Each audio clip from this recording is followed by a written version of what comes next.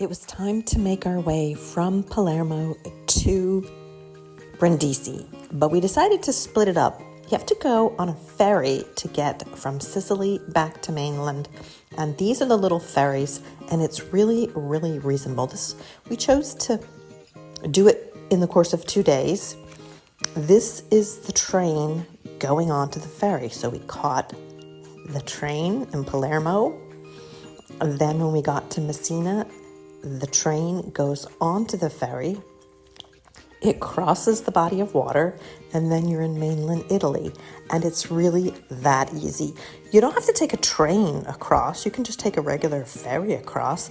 But this particular ferry is specifically for the trains. And it's a very unique situation, something we've never done.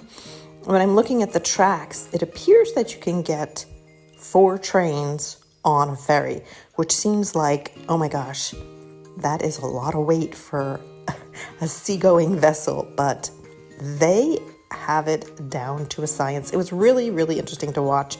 I decided to get off the train and go in search of some food because I was a little bit hungry. We had a really early morning getting on the train, and when I got off our train, I saw that another train was pulling in, so that was kind of cool to see, since I hadn't really had that perspective when I was on the train pulling onto the ferry. So it's really unique. The only people that are on the ferry with us are the people that are on the trains. It's not your typical ferry. There are other ferries for passengers and cars. This is just for trains and just for train passengers. So I was ready to head upstairs and find a snack because I hadn't had anything to eat since early morning. So let's go look for something to eat. Well, it's not like the ferries that I'm accustomed to. This was very simple, very minimalistic, and the only food they had were bags of chips, some drinks, coffees if you wanted. So I did not end up with any of that. They had one hot option, but first I was going to look around a little bit and check out the ferry.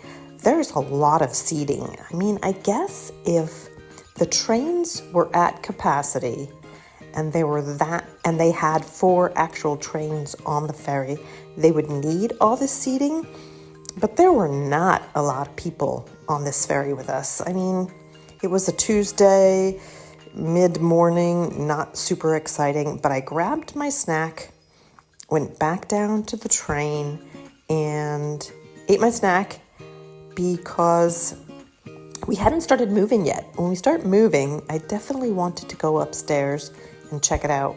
Roger decided to stay on the train. He had no desire to go upstairs. He really wanted to stay with our suitcases, which was fine, but as you can see, almost everybody went upstairs. He was probably the only person sitting on the train. I got an arancini. Arancini is something that we've eaten in Sicily before. It's rice mixed with either vegetables or meat, rolled into a ball or this shape, and then rolled in some kind of flour and deep fried. So as soon as I stopped or finished eating, I decided to go upstairs because I could feel that we were moving. And you can see there are ferries right next to us that are moving. And there's these big openings in the ferry, so you can literally look down and see the trains. It's very minimalistic. There's not a lot going on. There's some seats, there's some tables, there's a little bit of food and drink, and that's it. Just bare bones. But apparently they really want you to go on trains and do some traveling, so there's a little bit of advertising that I saw. One of the MSC ships was also docked in Messina when we were there. We've pulled in to Messina on a cruise ship before, so I am familiar with the town of Messina. I've been there once. So you can see right there, more people have come upstairs. We are definitely moving. Everyone wants to kind of get a look and see what it is like. It was cool. It was a little bit windy. It was chilly, but I asked the conductor how long the ferry ride is across from Sicily over to Italy, and she told me it was 30 minutes. Well, it took them 30 minutes to get everything loaded and battened down before we took off. So the entire process from beginning to end was about an hour. Now, we have put the word slow into the idea of slow rolling travel, and we're perfectly fine taking a 2-day trip that in total was about 10 hours. We had a 6-hour day this day, and then we stopped in Lamezia for a night. We found a hotel that was literally across the street from the train station, and we stayed in Lamezia that one night, got up the next morning, and took the second leg of the journey, which was from Lamezia to Brindisi. So again, you can see how minimalistic this ferry is. It's very small, and apparently you can bring your pets on. So pets are allowed on trains, and in essence, if they're allowed on the train, they have to be allowed on the ferry too. But it was a calm day. It was a pretty day. So I decided to go up to the front of the ferry and try to get a little bit better view of the landmass that we were taking the ferry to. I wasn't really familiar with that part of Italy. This is the first time we will be traveling through this region of Italy. Brindisi is the Puglia region, but we were going through, if you think of Italy as a long boot, we were going through the bottom of the boot, from the tip of the boot all the way to the heel of the boot. So this is the front of the ferry. And again, it was very windy. It was chilly. I'd left my coat on the seat, so I really didn't have my coat with me. And I didn't feel the need to stay up there for too long. But I definitely wanted to get a look and see where we were coming in. And you can see there are definitely some other ferries, passenger ferries and car ferries.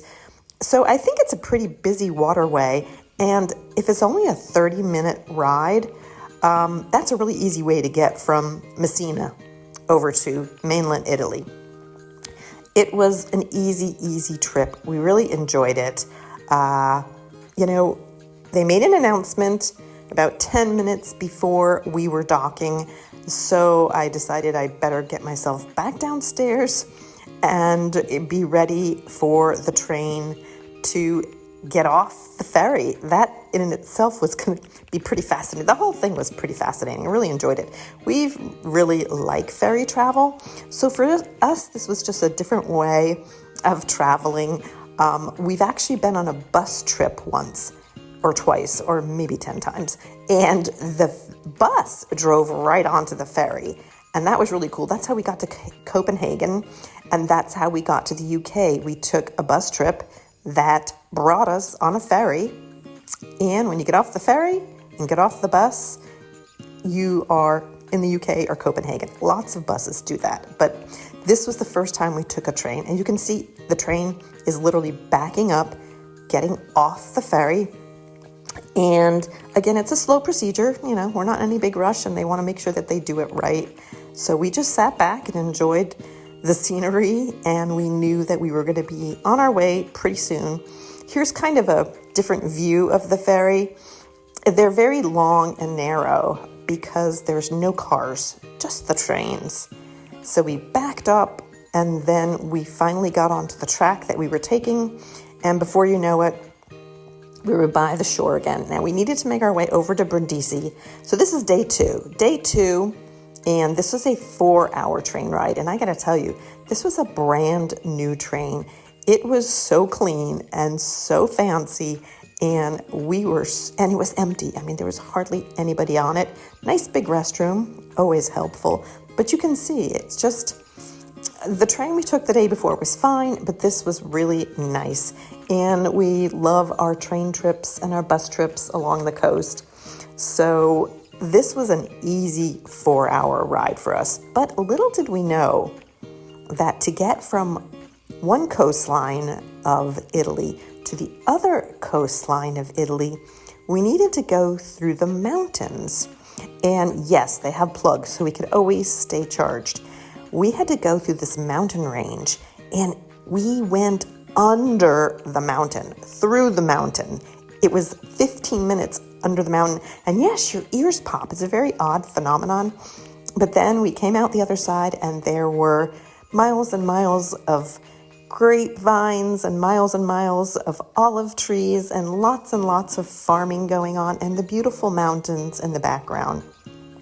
So even though we had to go through/under a mountain, we got to the other side and we were almost to the heel of the boot, and there was a little bit more shoreline before we traveled the last leg of our journey, which was about an hour. That part of it was very quick. All in all, we were on the train for 4 hours that day, and it was a lovely, very easy trip. So no problems for us. We like this slow way of travel. And for 10 hours over the course of 2 days, it was a very, very pleasant trip. Yes, we could have gotten on a plane.